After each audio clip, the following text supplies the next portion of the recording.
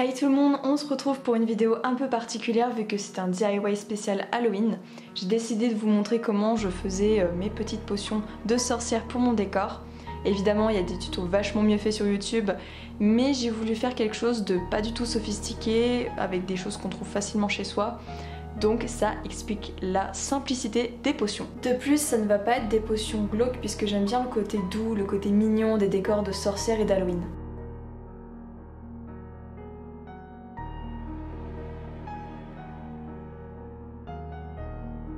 Pour commencer, il vous faut des pots vides. De mon côté, j'ai acheté 2 petites fioles en brocante, une bonbonnière et j'ai lavé 2 pots de pâte à tartiner. Le problème de ces pots, c'est qu'il y a des reliefs, mais bon, je vais faire avec. Je commence par le plus simple, de toute façon il fallait que ce soit simple vu que ce n'était pas pour mon décor mais pour ma cuisine. J'ai donc pris ma bonbonnière et j'ai versé mon thé dedans. Non seulement c'est plus joli mais c'est aussi plus pratique.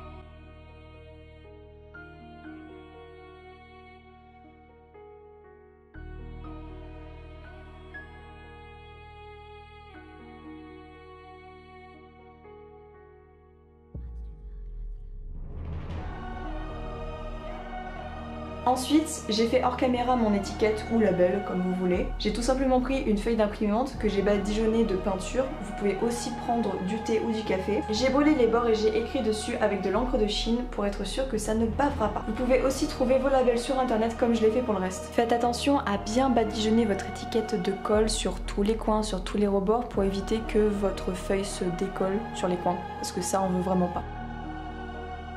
Il y avait déjà un petit nœud rose dessus, donc j'ai juste fait un double nœud pour que ce soit plus joli et c'est tout.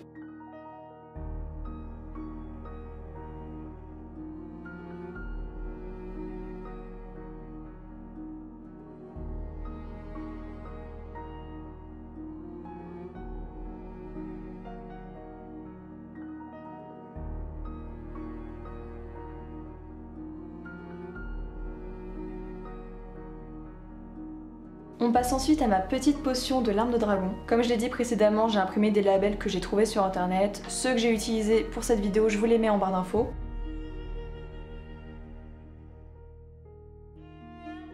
Pour cette potion, j'ai utilisé 2 encres scintillantes, donc une argentée et une dorée. J'en ai mis quelques gouttes de chaque dans le flacon que j'ai ensuite mélangé avec un peu d'eau. N'hésitez pas à ne pas remplir vos fioles complètement, comme si elles étaient neuves par exemple. Je trouve ça vachement plus réaliste.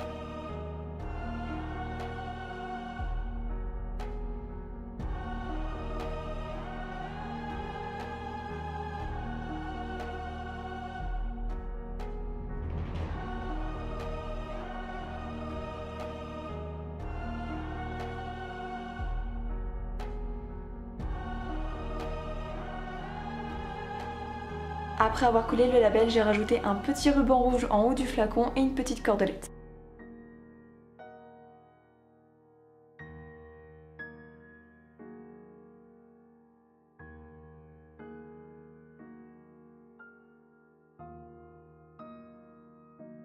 Pour la seconde potion, l'encre de calamar, c'est relativement la même chose, mis à part que j'ai décidé de donner un côté un peu sali au flacon, comme s'il avait traîné je ne sais où, ou comme s'il était très ancien.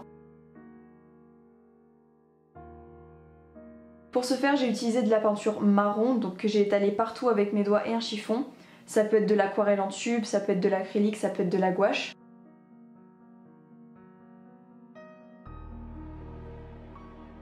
Ensuite, j'ai prélevé un peu d'encre de Chine avec une pipette. Tout en remplissant le flacon, je l'ai tourné pour que ça fasse des espèces de coulures sur les côtés.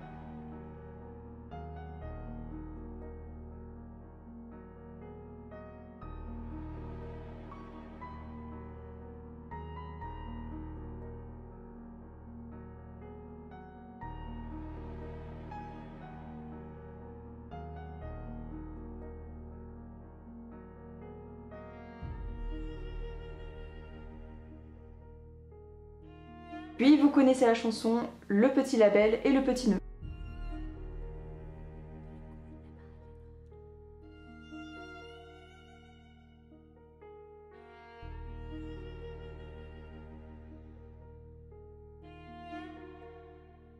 Pour les deux derniers pots, ce ne sont pas des potions mais plutôt des ingrédients. On commence par la poussière de papillon de nuit et je ne sais pas vous mais j'adore vraiment tout type de papillon. Pour le contenu, j'ai utilisé de la cendre et ça convient parfaitement. Et pour qu'elle soit plus fine, je l'ai bien écrasée avec l'autre côté de mon pinceau. Ensuite, j'ai rajouté un seau sur l'autre face du pot et faites très attention à cette étape puisque c'est la cire brûlante, donc ça brûle, logique hein. Mais vous imaginez bien, maladroite comme je suis, pour le second pot, et ben je m'en suis foutue sur pouce et donc je me suis brûlée. Voilà, génial.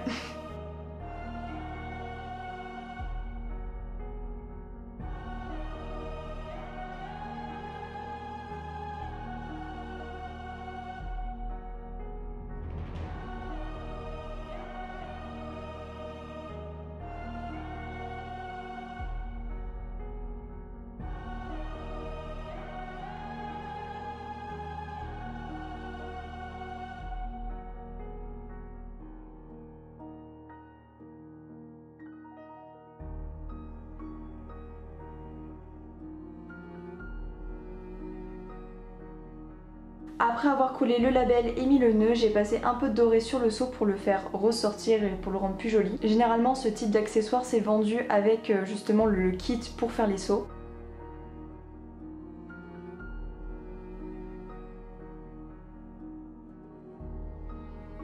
Pour le dernier pot, donc le repousse loup-garou ou aconite, c'est exactement la même chose. On va dire que j'ai juste changé le seau concrètement.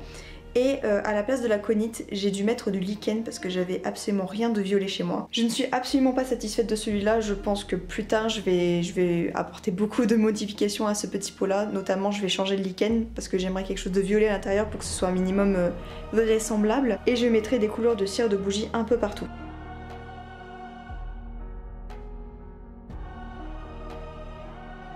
J'espère que cette petite vidéo vous aura plu malgré, vous verrez, la simplicité de la chose, mais bon, on fait avec ce qu'on a. L'année prochaine, j'en ferai un beaucoup plus complexe, on va dire, puisque j'achèterai des éléments pour cette fois-ci. Et en attendant, je vous dis à la prochaine pour une nouvelle vidéo.